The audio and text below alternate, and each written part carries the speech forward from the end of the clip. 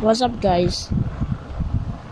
I just show you the verify that I want to, but let me explain.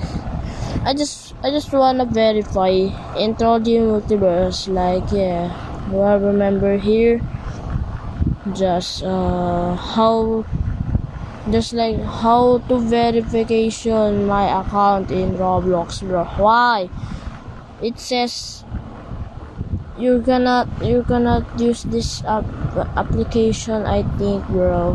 Why